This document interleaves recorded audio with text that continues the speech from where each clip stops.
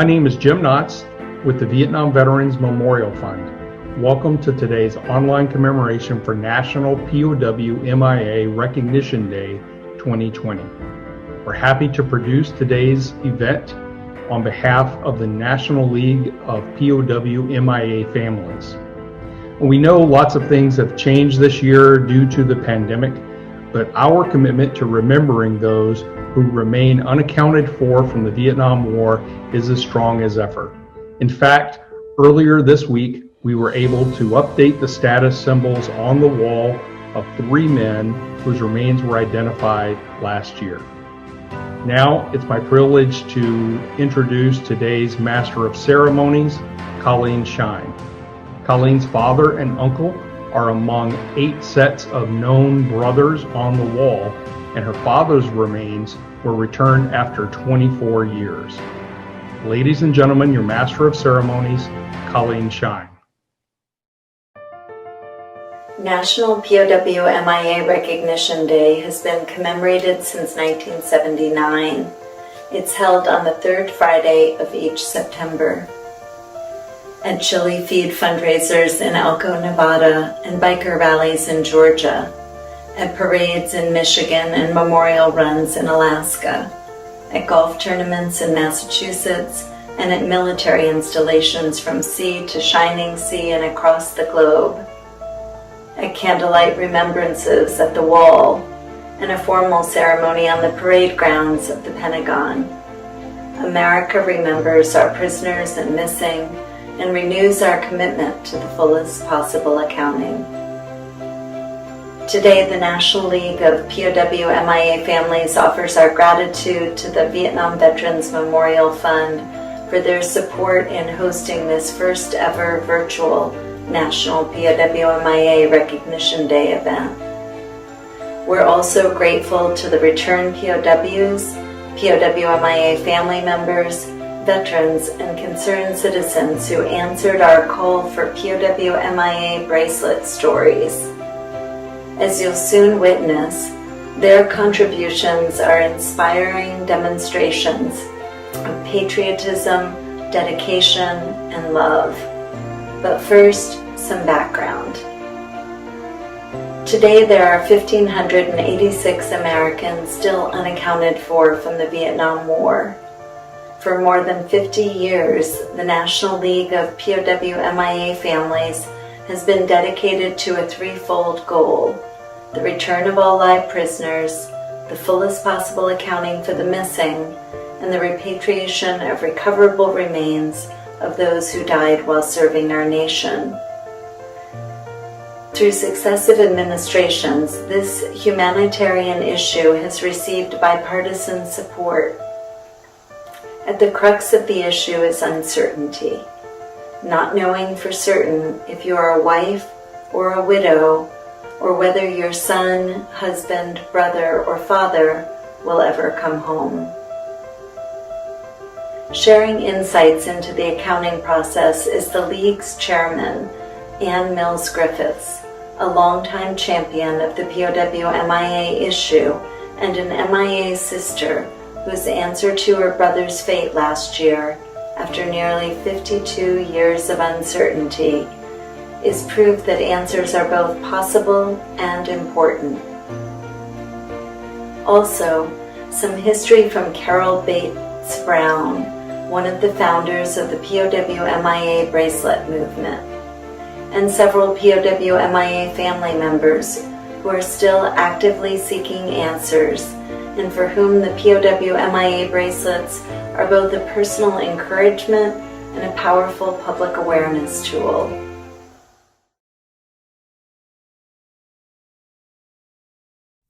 It's important that you understand that my motivation for many decades of experience came from my father. He instilled that in us.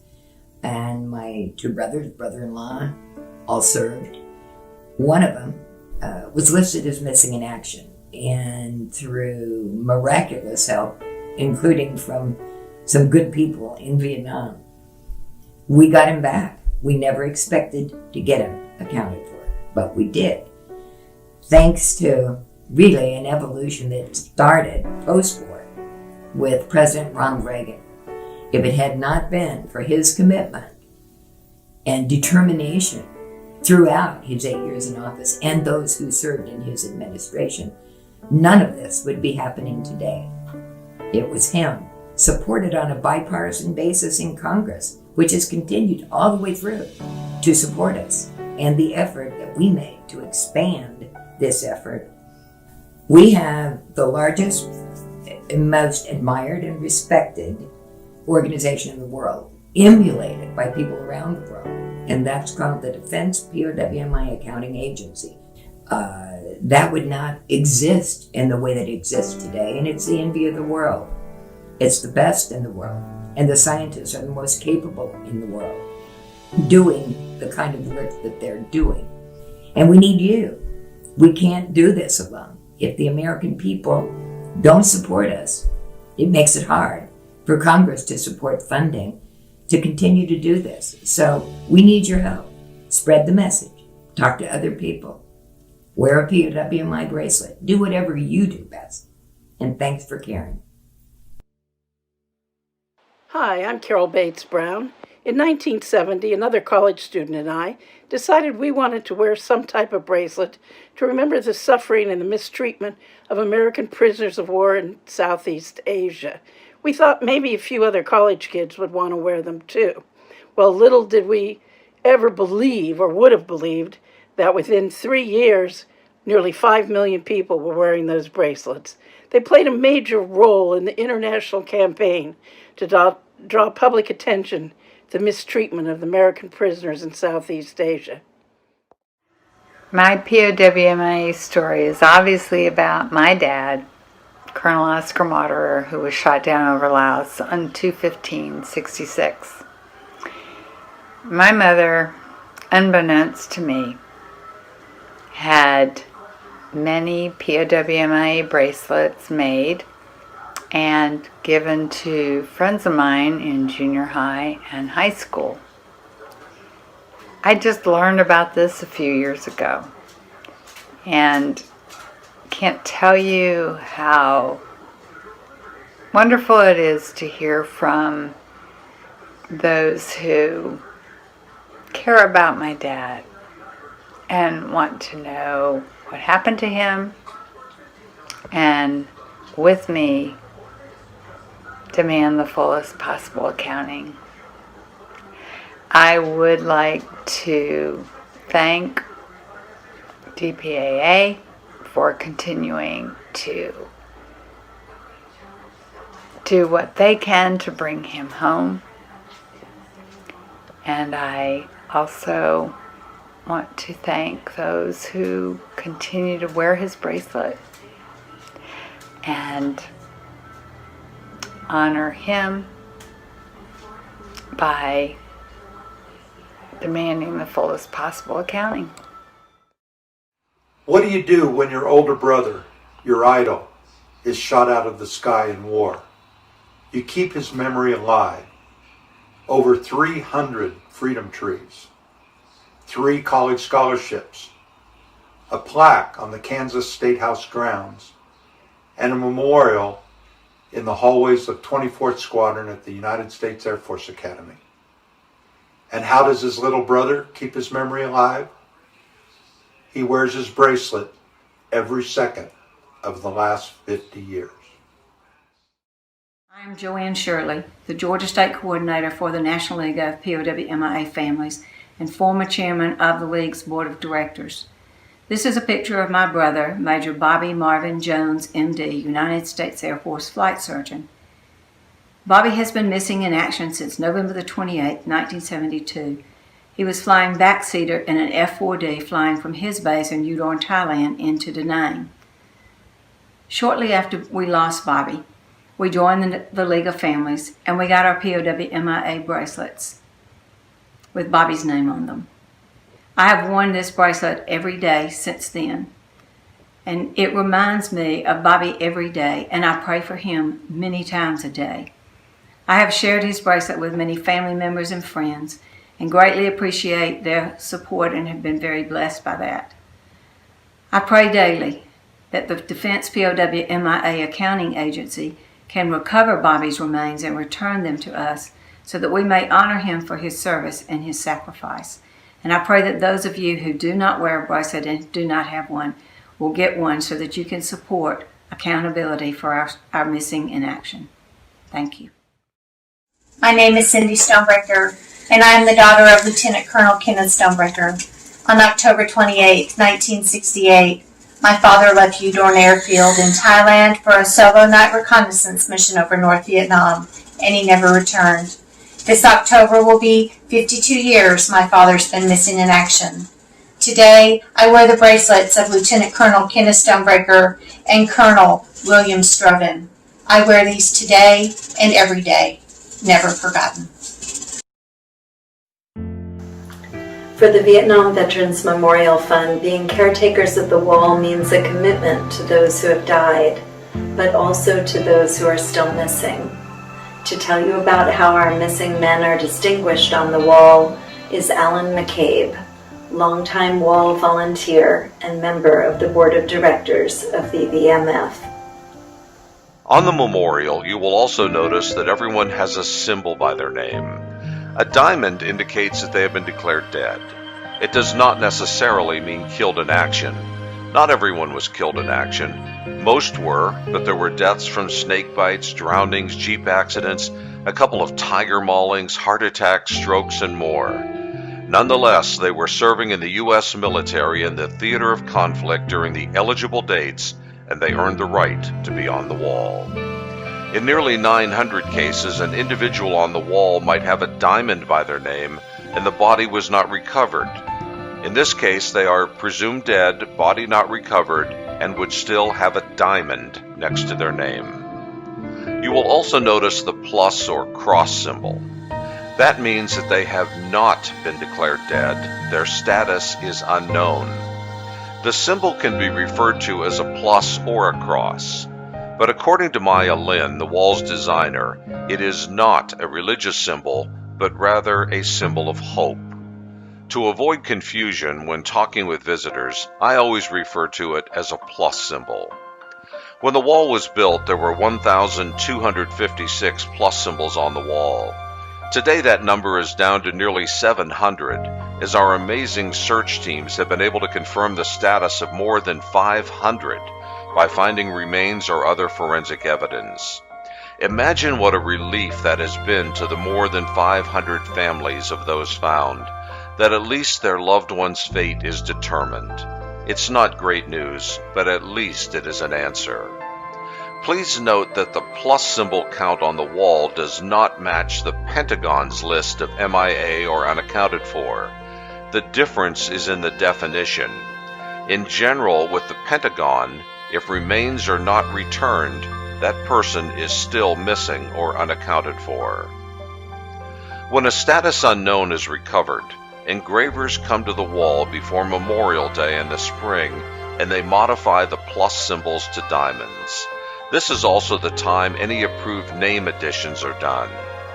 On the memorial, the symbols follow the name on the east or right side of the memorial. They have to. Those panels are left column justified. On the left or western panels, which are right column justified, the symbol precedes the name.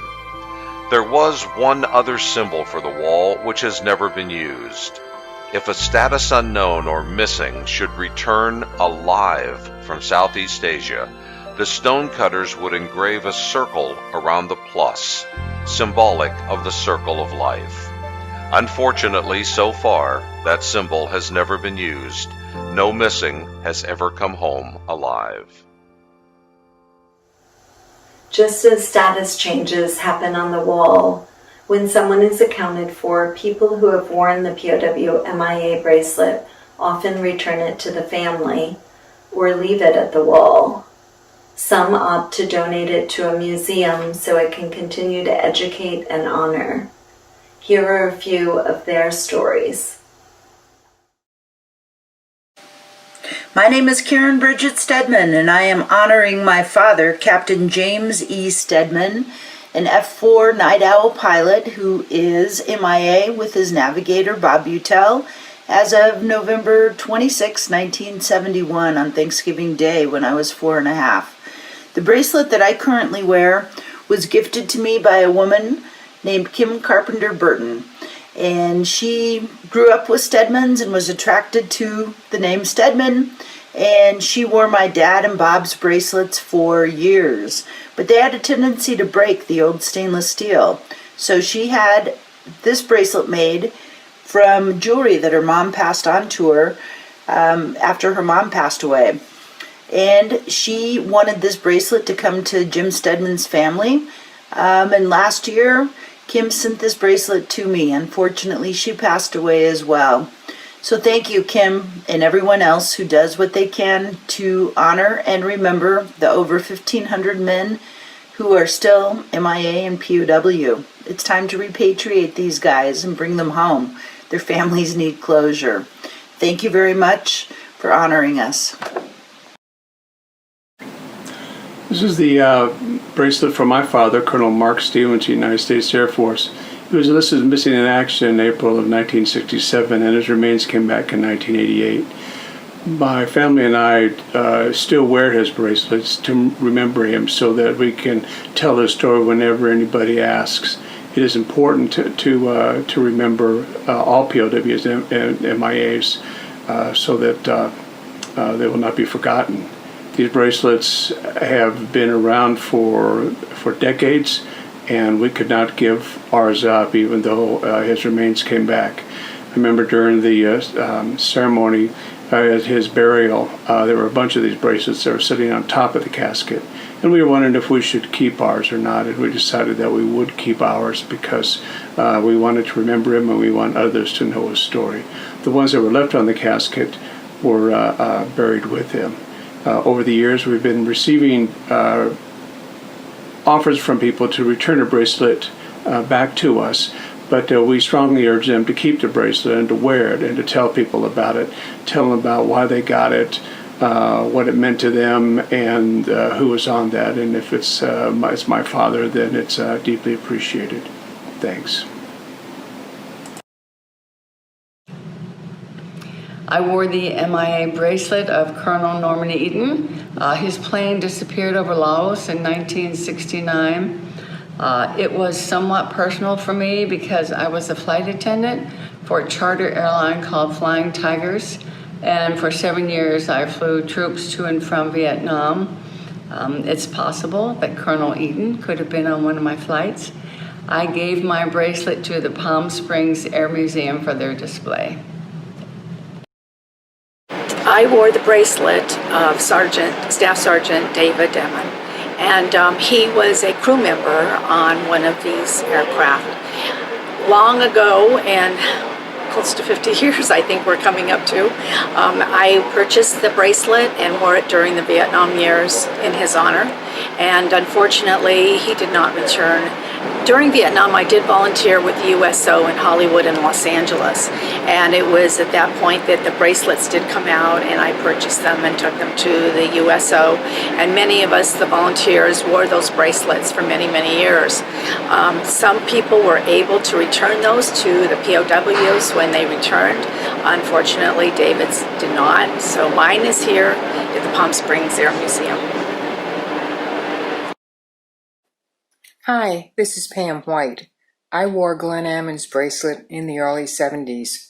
I think I got it when I was in college in Tampa, Florida, at an anti-war rally, actually, I think. Anyway, I wore it for several years and corresponded with his brother, Robert. Here's one of the letters that I still have from Robert, dated February 6, 1973. And in it, he is angry that the government isn't doing more to bring these people home, especially those that are missing. And he also says the letters we have received from Ammon bracelet letters now represent around 300 different truly wonderful people. More than 5 million bracelets have been sold. This represents vital voices in America and truly dedicated people. We can together wake up America about these forgotten men. We We can't rest until everybody's home. Thank you. Hi, my name is Cindy Gablin, and I live in Southern California. In 1970, my best friend's brother had come home from Vietnam, and he shared stories about how he had lost some of his buddies. I learned about the POW bracelet at that time, and I knew I had to have one. So I got my bracelet in 1970, and it was for Colonel Lawrence Garino. I wore it every day until 1973, when I read in the newspaper that he was released and was able to come home. In 2018, I had gone to the Palm Springs Air Museum, and I got very emotional when I saw their POW, MIA, KIA bracelet display. I went home and I said, that's it, I need to donate my bracelet. And I did. I also learned that Colonel Lawrence Garino had written a book about his captivity, and I immediately bought it. It was such a heart-wrenching story, and I am honored to be able to have worn the bracelet of Colonel Lawrence Garino. Thank you. Hi, my name is Nikki Arell. I got my first MIA POW bracelet when I was 12 years old. My dad and I went down to the wall in Washington, D.C., and as he was a submarine veteran, he actually didn't know anybody who was MIA or POW at the time in the early 80s.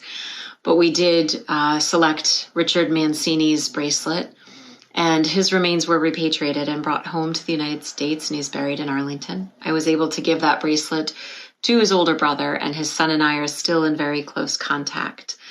And he swears that Dad brought us together because I'm the sister his parents weren't able to give him. I now wear 4 other bracelets, and I pray for these guys, and I hope every day that they come home, that their families and their friends get some closure. And one of the ones that I'm closest to, and I really hope comes home, is Sergeant Rosso, and he's from Buffalo, New York, which is my hometown, and this was gifted to me by the guys that served with him. I was 8 when my father, an Air Force fighter pilot, was listed as missing in action.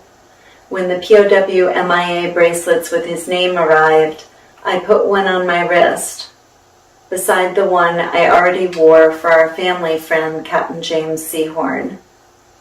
Jim was held prisoner and enduring the unthinkable in the infamous Hanoi Hilton, and I prayed daily for his and my dad's safe return. Fortunately, now General James Seahorn did return home in 1973 and is joining us here today to share his bracelet story. During the 8+ years that American prisoners were held in North Vietnam, we were forced to watch hours and hours of what can only be described as propaganda movies. Movies showing Americans in violent demonstrations against the war in Vietnam. Movies showing our Americans burning the flag of our country in protest to what they had determined as an immoral war. During this same time, American servicemen and women returning from Southeast Asia were met with hostility and contempt. For what? For having answered the nation's call to arms. With this background, I think you can imagine the shock and blessing it was to find out from the new shoot-downs in 1972 that there had been a significant mobilization in support of the prisoners of war in America. There was at the time what I guess you could label as a cartoon. And that cartoon showed a new shoot-down introducing himself to an old Hanoi veteran. And in that cartoon, the new shoot-down exclaimed, "I can't believe it! I've worn your bracelet, your POW MIA bracelet." Well, perhaps that exact scenario never played out. But the new shoot-downs did reaffirm our faith that a significant number of Americans were honoring the flag and not burning it, and supporting the men and women in uniform and not condemning them. Upon my return home, I received over 300 bracelets from former bracelet wearers. from folks that had been willing to say, yes, I support them. It was my honor and my duty to write each and every one of them a personal letter and say, thank you for believing in us. It was likewise my honor and duty to place the bracelet of Air Force Captain Paul D. Raymond, United States Air Force, 9 September 1967, North Vietnam. Paul hasn't come home, and I will wear this bracelet until he does, or I die. May God bless your initiatives and support of the POW-MIA movement. May God bless you, and God bless America. The quest for answers to my father's fate spanned 3 generations, nearly 2.5 decades, and continents. Finally, in 1996, with the truth to face and move forward from, we honored his service and sacrifice with a military honors burial at Arlington National Cemetery. Pursuing a loved one's fate through the years is challenging and at times all-consuming. It was such an encouragement to our family along the way to hear from folks who wore my dad's POW-MIA bracelet and to know that we were not alone, that people cared and had not forgotten him or us. It was powerful for the POW-MIA bracelet wearers, too, to be making a difference to something they cared about. Answers are all about taking that next right step. Returned POW Colonel Mike Brazelton was one of the most decorated pilots of the Vietnam War. He described the 6.5 years of imprisonment he and his compatriots endured as a filthy, frustrating, monotonous, heartbreaking, uncomfortable, and often painful experience. Thankfully for America, Mike's heroism didn't end when he came home. Instead, he's committed himself to a lifetime of service and dedication to the fullest possible accounting, something he continues today. Hello, my name is Mike Brazelton. In the early part of 1966, I was a first lieutenant in the United States Air Force, flying daily strike missions into North Vietnam in F-105Ds. Unfortunately, on the 7th of August 1966, I was shot down and captured, and I remained a prisoner of war for almost 7 years. I was released in March 1973. One of the first things I noticed when I returned home was that many of my countrymen were wearing POW bracelets. Over the next few months to several years, I received first dozens and then overall several hundred POW bracelets with my name on them. I wanted all the bracelet wearers to know how much I appreciate their thoughts and prayers over those long, difficult years. And you should know also that, in addition to my wedding ring, POW bracelet is the only jewelry I ever wear. Thank you again. God bless you.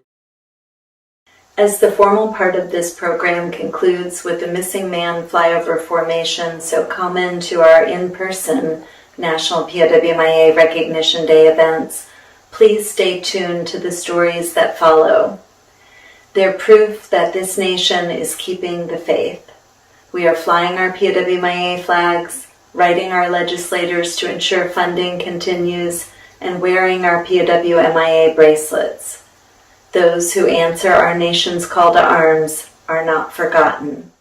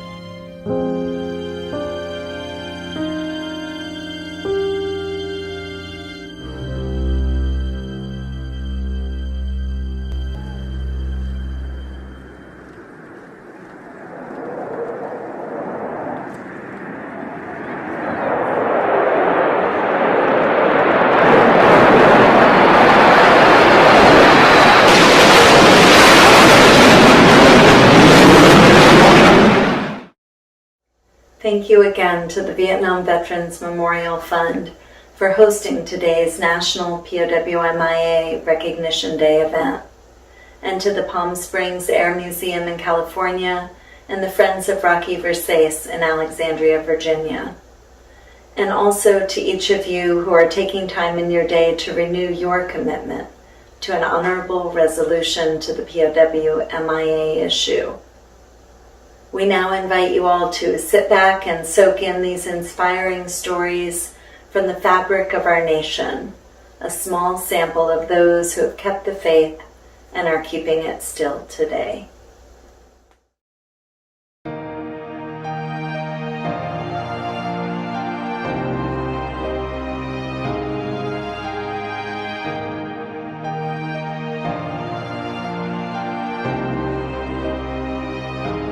Joseph Edwin Davies was a standout athlete in the 1950s. He matriculated to play football at the University of North Carolina. He became an Air Force jet fighter pilot after graduation. 1968 found him as a captain and an F-4 pilot assigned to the 497th Tactical Fighter Squadron based out of Ubon Air Base in Thailand.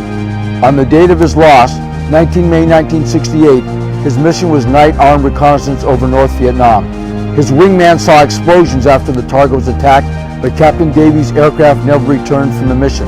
While in MIA status, the Air Force promoted him to Major. His case is active pursuit.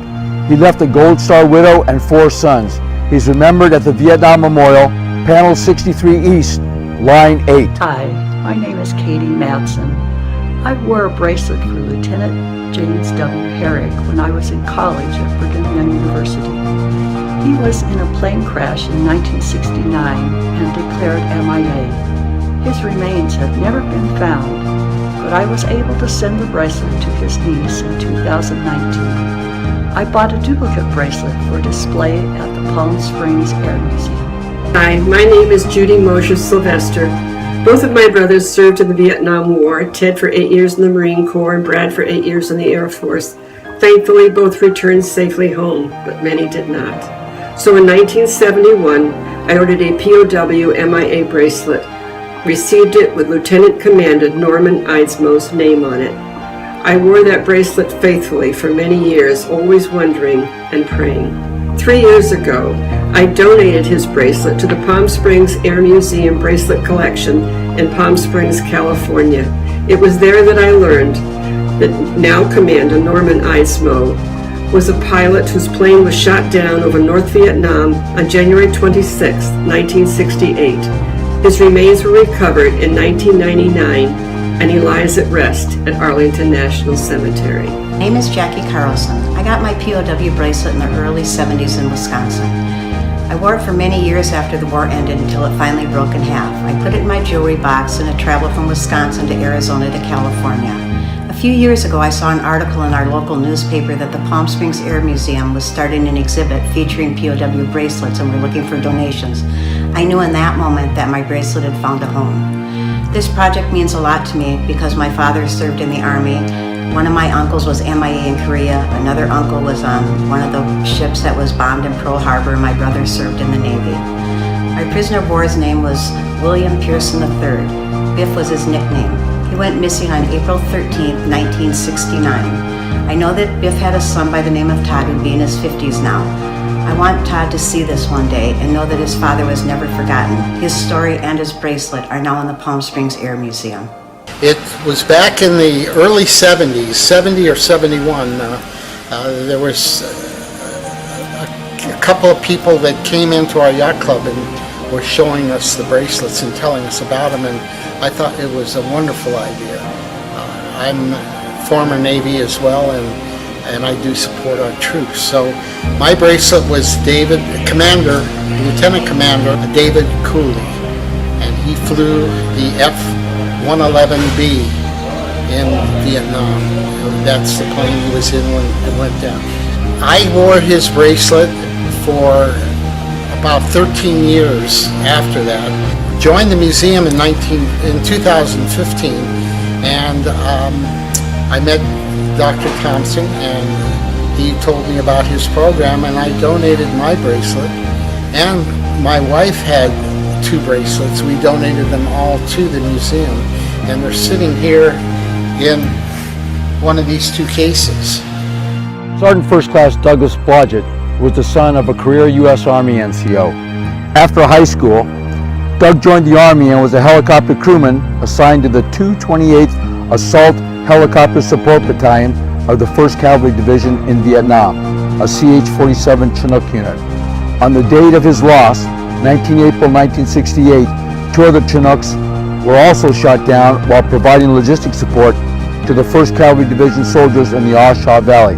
A total of 10 1st Cavalry Division soldiers from the 3 Chinooks are still MIA.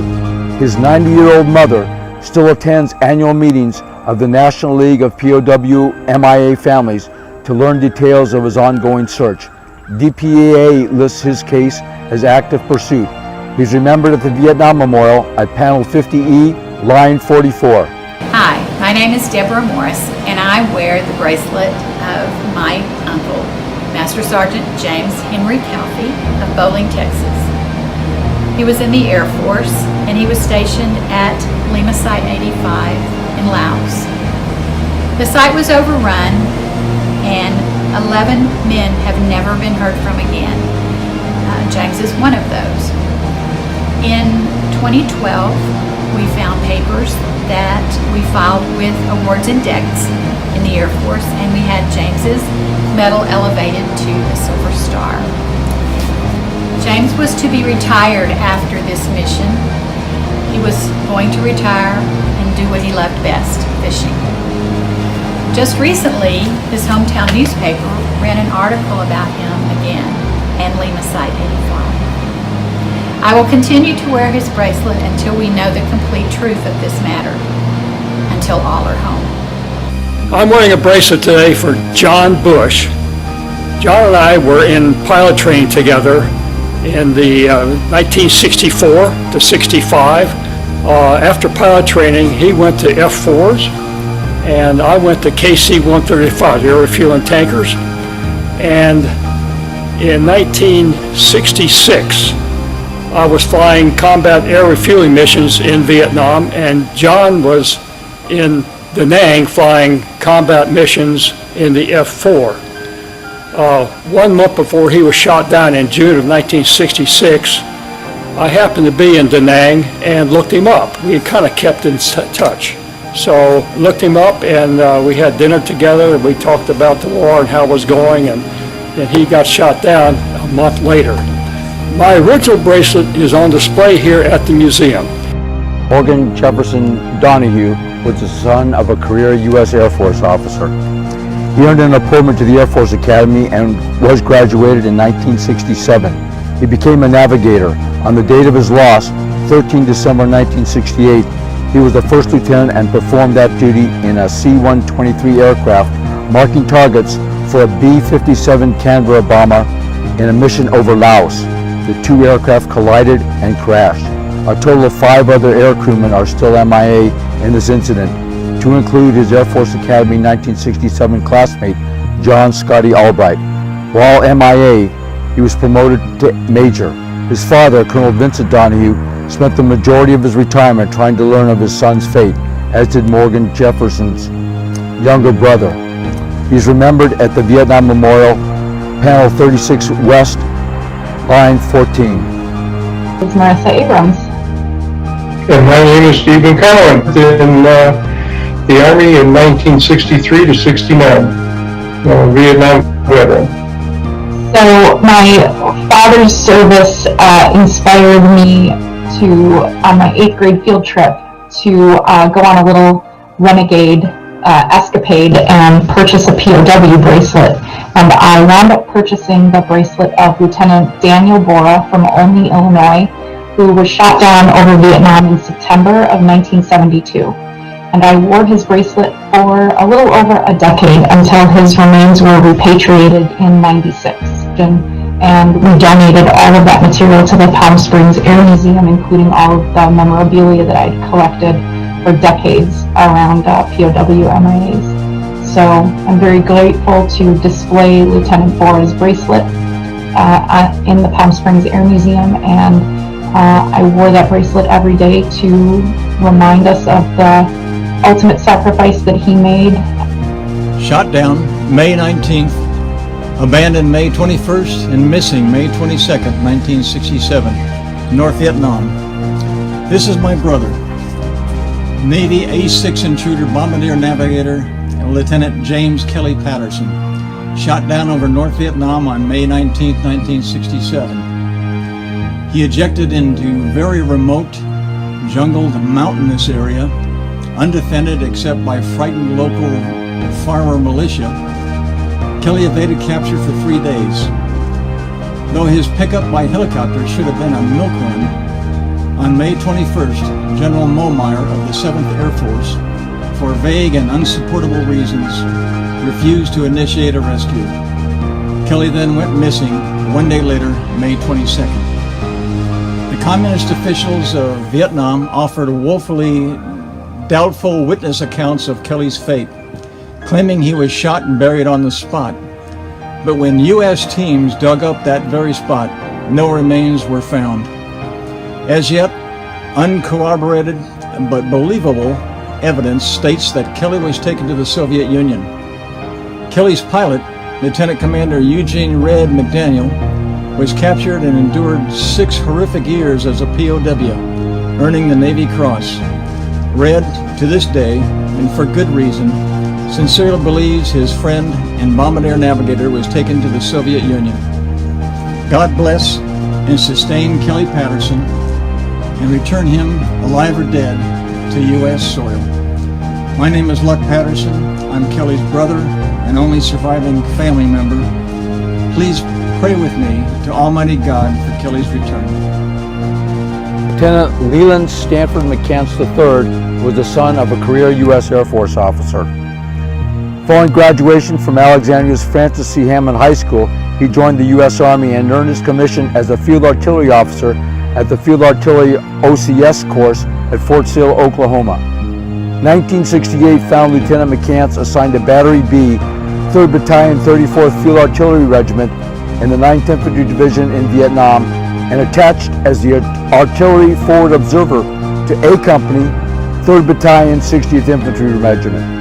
He died during a river crossing, saving the life of a fellow soldier, for which Lieutenant McCants posthumously received the Soldier's Medal. An extensive search by his brother's soldiers did not locate his body. He's remembered at the Vietnam Memorial at Panel 35 West, Line 9. I wore the bracelet for Major Joseph Chestnut, who was shot down in October of 1970. I wore the bracelet all through the war and past the war and continued to try to find out what happened to him. Eventually I did find out that he didn't make it home. I was very happy to donate my bracelet to the Palm Springs Air Museum bracelet display in his honor. Lieutenant Victor Patrick Buckley was reported missing on December 16, 1969, right before Christmas. He was returning from a mission and was only 7 miles from his aircraft carrier when he disappeared. He has never been found. He was my fiance. I didn't have an MIA POW bracelet when they first came out, but 2 people who sent me theirs after reading some of my postings. I, in turn, gave them to Pat's 2 sisters who now wear them, and I know that they will eventually pass them down to Pat's nieces and nephews. I continue to hope that Pat will be accounted for one day in the near future. I still miss him. The world lost something special the day that he disappeared. Mickey Versace was the son of a soldier. He grew up in the Delray section of Alexandria. He graduated from West Point in 1959, completed Armor Officer, Ranger, and Airborne schools. In May of 1962, he volunteered to serve as an advisor in South Vietnam and served for 18 months. 2 weeks before his scheduled departure, with a plan to enter the seminary to become a Catholic missionary priest, the Viet Cong captured him on 29 October 1963 during a firefight. As the senior American in a jungle POW camp, he fought for better treatment for his fellow POWs and was a hardcore resistor for 23 months against communist indoctrination before the Viet Cong murdered him on 26 September 1965. On 6 July 2002, his family and friends dedicated the Captain Rocky Versace Plaza, and 2 days later, the President awarded him the Medal of Honor posthumously. He is the U.S. Army's only Medal of Honor recipient from the Vietnam War, whose remains have not been returned by the communists. In the late 60s and early 70s, I lived in Fayetteville, North Carolina, home of Fort Bragg. And when I was there, I was a manager of a small branch bank. One of my work colleagues was a dear friend of Mrs. Raymond Schrump. And Major Schrump was captured and held as a prisoner of war for 5 years.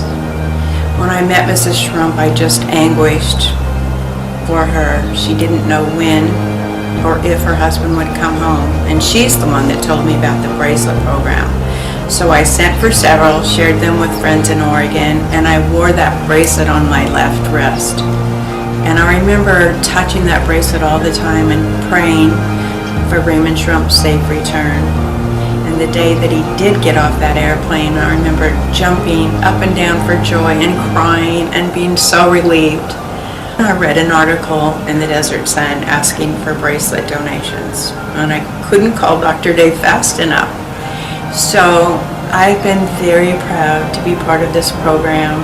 My POW MIA bracelet to honest Louis Holgren and remember his sacrifice and the sacrifice of thousands of others like him. My sister and I bought our bracelets and wore them proudly.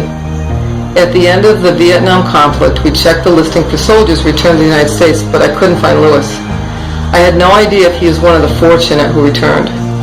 A friend of mine involved with the Wall That Heals found that Louis had been killed in action the same month he was listed missing.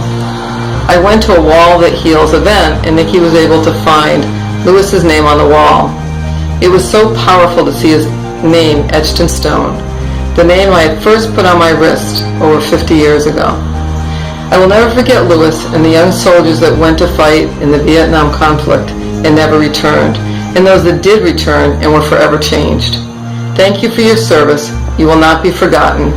Seaman apprentice John Anthony Winkler was the son of a U.S. Coast Guard officer assigned to the Coast Guard station on Telegraph Road here in Alexandria. Tony joined the U.S. Navy and was a member of the crew of the USS Von Hammer Richard, an aircraft carrier assigned on station off the coast of Vietnam in the South China Sea. He was assigned a mess detail aboard ship. He was last seen in the berthing compartment for his fellow soldiers. He was reported missing at morning muster on 22 November 1965. His shipmates conducted a thorough search, but he was not found. Seaman Apprentice Winkler is remembered not only at the Courts of the Missing at the Honolulu Memorial, but on Panel 3 East, Line 109 of the Vietnam Memorial, and here at the Captain Rocky Versace Plaza and Vietnam Veterans Memorial. Fred Bell, the Managing Director of the Palm Springs Air Museum here in Palm Springs, California, has been wearing Tony Shine's bracelet for several years. Captain Shine was lost in Vietnam flying the A-7. Yeah, Tony went out, strapped the airplane on, went out, and then just didn't come back. And nobody really has ever really figured out what happened to him. His airplane crashed, he was found. But it was just the dedication and the tenacity of our service people that struck me with his story, that he went out and did this. He was eventually found, which is the other piece, which is we never leave anybody behind. And the American military is very aggressive about making sure that we try to not leave troops on the battlefield and get closure for the families. So whenever I'm not, when I'm feeling overwhelmed or I'm not feeling motivated, I look at this because he inspires me to continue to go on and to continue to work towards our goal. Hi, my name is Donna Grebbs. I'm from the Palos Hills, Illinois area. In 1967, my brother-in-law, Thomas Gaskin, was drafted in the U.S. Army to serve in Vietnam. I was 12 the day we took him to the airport, not fully realizing it would be 2 years before we saw him. He came home safe, but forever changed. In 1992, I had the honor of volunteering at a moving Vietnam Wall, where I purchased my first bracelet to honor Lieutenant Colonel Taryn Hicks, who disappeared in 1968. Very similar to the one I have in my hand here. I have since worn 5 bracelets, 2 of which I've returned to family. The other 3 I donated to the Palm Springs Air Museum bracelet display. I was contacted by Dr. Dave Thompson. It took me a bit, but I sent them. I hope you take the time to go and see his museum and all the hard work he's done to honor these soldiers. In June 1970, when Lieutenant John Ryder was shot down, I was an 18-year-old college freshman in St. Louis. Although I was against the war, I was never against the warriors. I ordered my bracelet about 2 years after Lieutenant Ryder went missing, and when I received it in the mail, I wondered if I would ever know the fate of this young man. He was older than I was, but still so young. One thing I knew about him then, and I know now, is that Lieutenant John Ryder was neither a sucker nor a loser. After the war was over, my husband and I visited the Palm Springs Air Museum, and I decided that was a good place for my bracelet to live forever. Lieutenant Ryder's remains were never found. Rest in peace, sir. I'm the brother of Colonel Robert W. Barnett. He flew the F-105 out of Thailand, and on his 43rd mission, he was hit by a SAM missile. He is north of Hanoi, and so he ended up with 5.5 years of prison as a result. Around 1970, the bracelets began. Well, also, in Bob's case, we didn't know for over 2 years if he was dead or alive. I purchased my bracelet through Bob's wife, Anita, so I wore the bracelet for 5.5 years. Donated the bracelet to the Air Museum. My mother's oldest brother in World War I was listed as missing in action, and her mother then always thought he was going to come home. So our mother was going through that same stress that she may never see Bob again. I know while he was in prison, I was driving to work one day and I saw a billboard that said, "Let my brother go," and I broke into tears. Hello, my name is Susan Quaid Gabriel, and I live in central New Jersey. In my final year of high school, my graduating year, 1983, our class was having a fundraiser selling POW and MIA bracelets for Vietnam soldiers that were either missing in action or prisoners of war. I purchased a bracelet for a airman that lived in Wildwood, New Jersey. He was 26 years old when he went missing in North Vietnam. His name is Major Dyke A. Spillman. I wore my bracelet from 1983 until 2019 when I donated it to the Wall of Faces every Memorial Day and every Veterans Day. And I personally reflected and was happy to share his story with anyone who asked what my bracelet was and what it meant to me. So I am proud to have donated it to the Wall of Faces, and I feel that it's very important in a war that happened so long ago that we remember all of our fallen and lost. Hi, my name is Terry Kravitz, and when I was about 15 years old, I was so moved by the Vietnam War and what was going on, and I wanted to do something to represent my feelings towards the servicemen and what they were doing and how they were fighting for us. And I heard about the bracelets, and I said I must get one. And the person I had a bracelet for was Willie Stark, and I wore that bracelet every day. I prayed for him, I thought of him, I wondered how he was. In later years, I found out that he was MIA and he had died on the battlefield. But my thoughts about him remained, and for so many of the servicemen that fought for us and unfortunately didn't come back. My bracelet was sent to the Palm Springs Air Museum display, and it was an honor to wear it, and I was honored to carry the memory of Willie Stark with me for such a long time. Hi, my name is Julie Gleim. and when I was 14 years old, I purchased a copper MIA POW bracelet through my junior high school in California. The man's name on my bracelet was Captain Richard Elzinga. It was my privilege to be able to communicate with his mom a couple of times as we exchanged letters. It was very special to me back then, and it still touches my heart today. Wearing my bracelet gave me a very strong feeling of being patriotic and somehow at 14 years old participating in what was going on in the world. Donating my bracelet to the Palm Springs Air Museum was a little difficult, as parting with it was not easy for me, but I felt like I was able to participate in something a little bit bigger by donating it, and it is my honor and my privilege to have it there on display with so many hundreds of others whose lives each bracelet has touched. Thank you so much. God bless. I got my bracelet probably in the 70s sometime. I had friends that were wearing them. Saw a lot of people with them on. And I noticed that there was something in the newspaper one day, and they had an address that you could send away for. So I did, got my bracelet. It was just very special because it was a way to remember to honor the MIAs and the POWs. It wasn't until some time later that I had learned that he had died in the aircraft that you see behind me and on a mission. I'm wearing this longer than I realized. Man's name is David Marshall Winters. Winters is also my last name. He's not a relative, but I found him on the wall and did some studying about him and found out he went MIA. They have declared him dead, assuming they had enough information, but looks like he and some other troops got captured and probably were killed shortly thereafter. And I wear it to honor him, and I always will.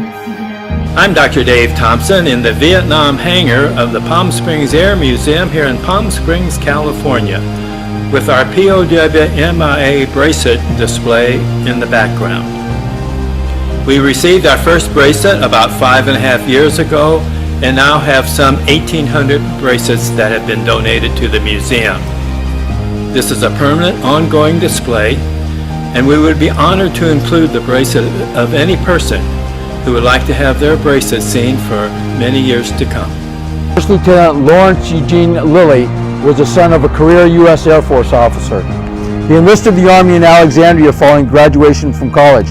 He completed OCS, helicopter pilot training, and specialized as an AH-1G Cobra pilot. He arrived in Vietnam in November 1970 and was assigned to the elite A Troop, 1st Squadron, 9th Cavalry Regiment, and the 1st Cavalry Division. During a mission over Cambodia on 17 March 1971, he provided support to friendly forces when the Viet Cong shot down his helicopter. Last he was seen was headed to the helicopter when the Viet Cong shot him. He's remembered on the Vietnam Memorial, Panel 4 West, Line 55. This Chambers, he was shot down on the F4, north of the DMZ. We were close friends. We were kind of like brothers from another mother, roommates at San Jose State. Both went through Air Force ROTC together, and pilot training, he was a couple of classes ahead of me. We were both at Williams Air Force Base. We were both in country at the same time. I was stationed at Bung Tau and he was at Cam Bay. A week before he got shot down, I had spent an overnight in Cam Bay with him at did a little damage at the Officers Club, but so I wore this bracelet till he was repatriated in 1973. Well, I still have one bracelet, but another bracelet is on the POW bracelet wall here that has been constructed at the museum. My bracelet represents my first cousin, Wade L. Groff, who went missing February 12, 1968. Wade and his 4-man crew of Dust Off 50 were on a mission to rescue a wounded soldier. They crashed and their helicopter was not discovered for years. Wade was the crew chief on this medevac chopper and lived in Greenville, Michigan and Chagrin Falls, Ohio.